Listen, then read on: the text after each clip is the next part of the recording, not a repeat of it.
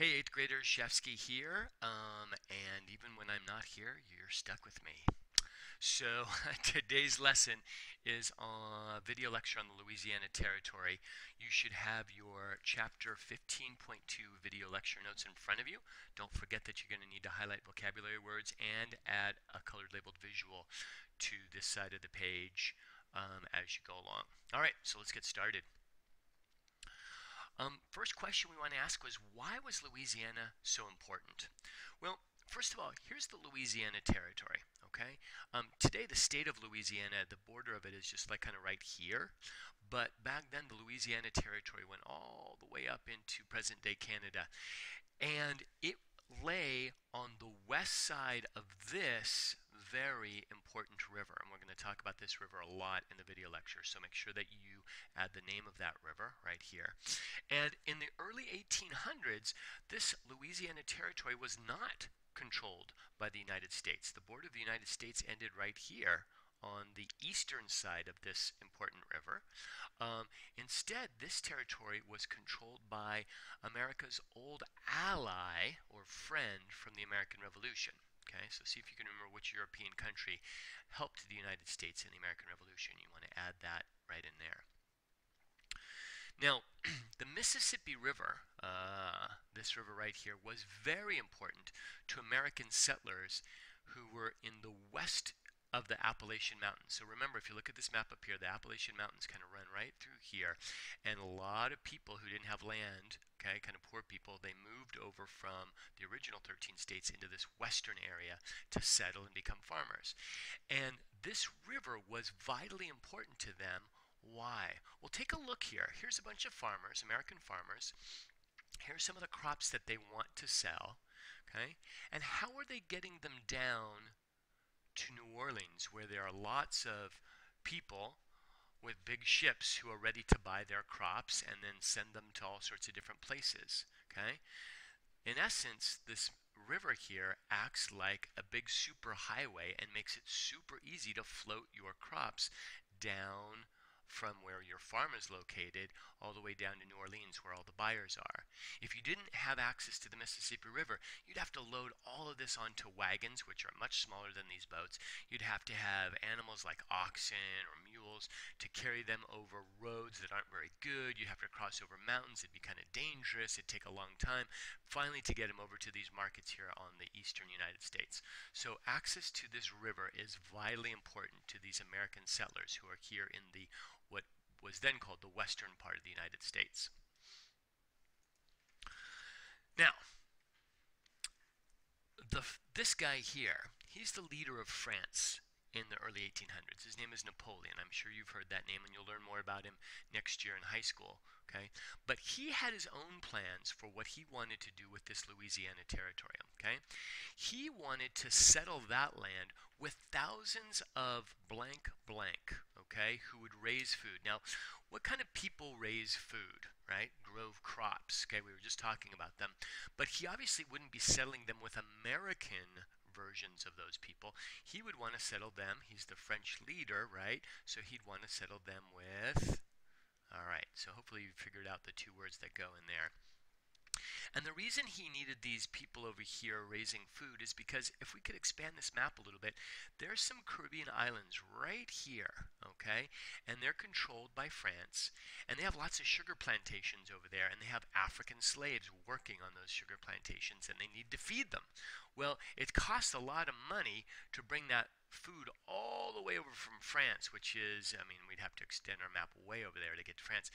But if Napoleon could have some people here raising food, it would be super easy to ship that food from here, New Orleans, okay, which they control, all the way over to their little Caribbean islands right there.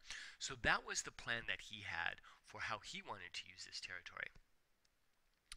Well, imagine you're an American farmer who has moved over into this part of the United States, and you use this river, okay, and to float your crops all the way down to this city of New Orleans, which is controlled by this guy's country, okay? And that's where you sell your crops. Well, what happens if all of a sudden France decides to close off your access to this city? how are you going to sell your crops? I mean, sure, you can float them all the way down the river, but once you get to the city, it's closed off to you if Napoleon decides to do that because he has all of his own, right, people in this area. So this Napoleon's plan really worried American farmers. Um, so that takes us to the second part of our lecture here. Here's our president at the time, American President Thomas Jefferson. We've met him before, and he understood this problem. Okay, so he had a plan, and he sent his Secretary of State, all right, a guy by the name of James Monroe. They'd been friends for a long time, both of them from Virginia, and he sent him to France with the following offer. He said, okay, go to France and offer Napoleon $7.5 million to buy the city of New Orleans. Just this little dot right here, okay? And that way, the thinking was that American farmers, if America controlled the city of New Orleans, then American farmers would always have safe access, excuse me, to the city, and then obviously all the ships that would be waiting there to buy their crops. So that was the plan, okay? But by the time Monroe arrived in France, Napoleon's plans had changed. A couple of important things had happened that changed Napoleon's thinking.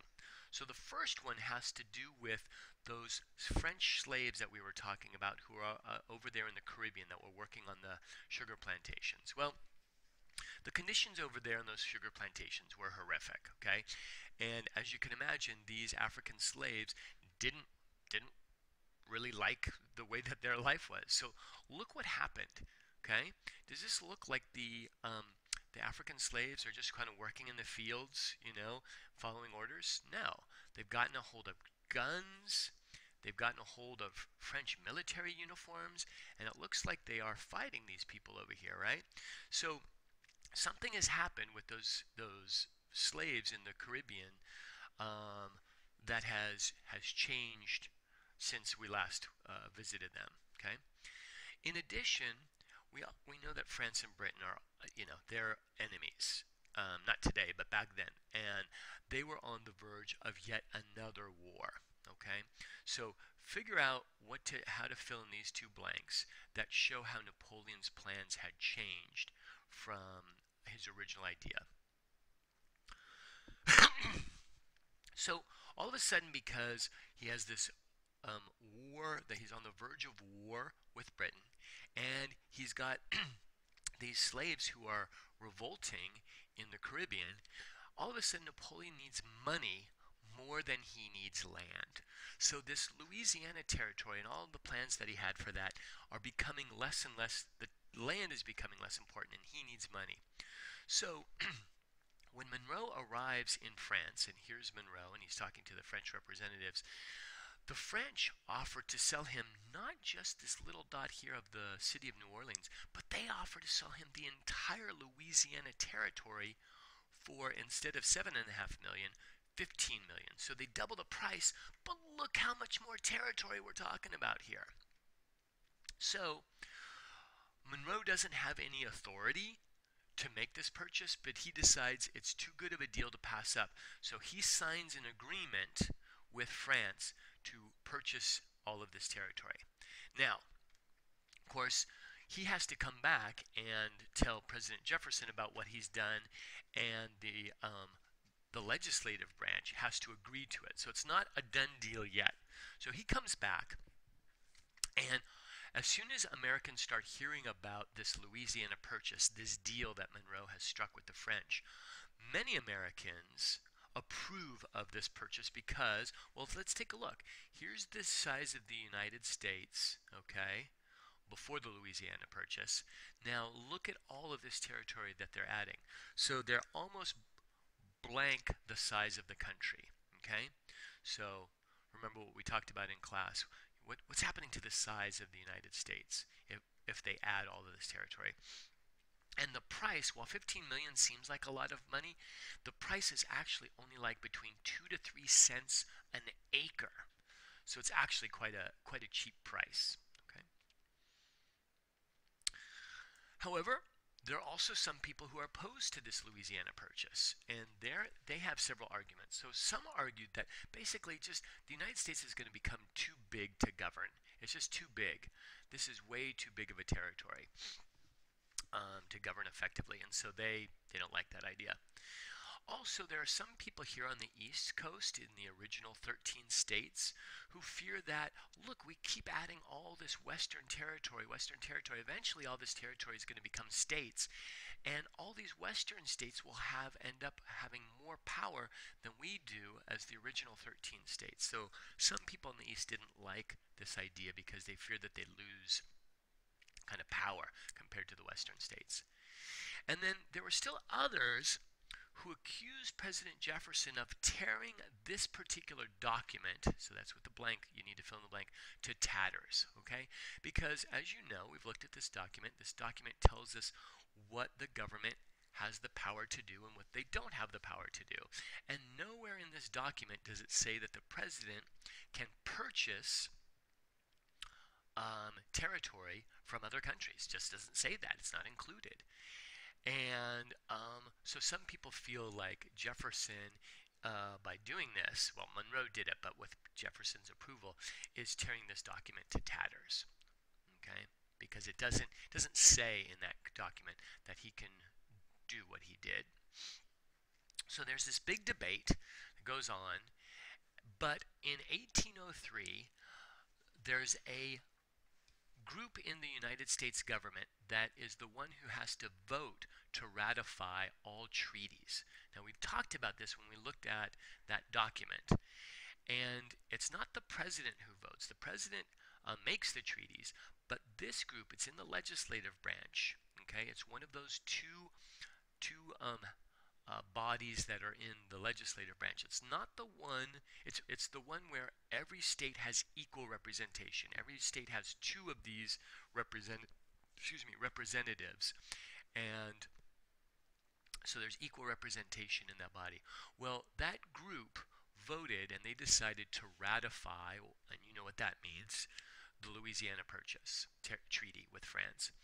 And so then it became official, and here we see a picture of in the city of New Orleans, the French flag is being lowered, and the American flag is being raised to signify what?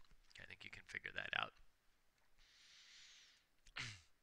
Well, once it became official, you know, those Western farmers that we looked at before, how do you think they're feeling? Why don't you write that down here, okay? Are they going to feel really happy about this, or are they going to feel like nervous or afraid or be angry about it? And one of those Western farmers actually wrote to President Jefferson, and in that letter he said, you know, quote, "You have secured to us," and us probably meaning America, but also the Western farmers, okay, American farmers, "the free navigation of the," and then he's talking about this river, okay, that's so important to those Western farmers, "without what? The United States hasn't had to fight anybody. They didn't have to go to war with France over that, right? They didn't have to, nobody lost their life about that in negotiating this treaty. So all it cost was $15 million, which, yeah, granted, that's a lot of money, but remember what we said, it was like 2 to 3 cents an acre. So how do you think this quote ends? And then just kind of end the quote there. Okay. All right. So lastly, the last question on your notes is something that I want you to give your opinion on. So now that you know how the United States kind of acquired this Louisiana Territory, do you think the United States can justify, now justify is one of our vocabulary words, so you should be able to go look at that definition. Do you think the United States can justify its actions for how it added the Louisiana Territory to the country, to the United States? Why or why not? Okay, so I want you to also add your opinion on that. Okay? And then when you're done with that, make sure that you've highlighted a vocabulary word in your notes and added a colored labeled visual. Then turn to the back side of your video lecture notes, and you'll see these chapter 15.3 reading notes. And what I want you to do is go get a textbook from the back of the room and work with your partner to read section 15.3. You're going to learn about how the Florida territory was added to the United States, what the United States did there. Okay, and you're going to read carefully, you're going to complete some notes, and then again, you're going to, at the end, answer this question: do you think the United States can justify its actions for how it added Florida to the country? Okay, make sure you highlight vocabulary, add a colored labeled visual. Okay, if you don't finish in class, although you should be able to, then that's your homework. And I will check both sides of this handout, the reading notes and the video lecture notes, when I see you again on Thursday. Okay, so finish this up so that you don't have any extra homework to do, and I will see you guys on Thursday. Okay, Shafsky out.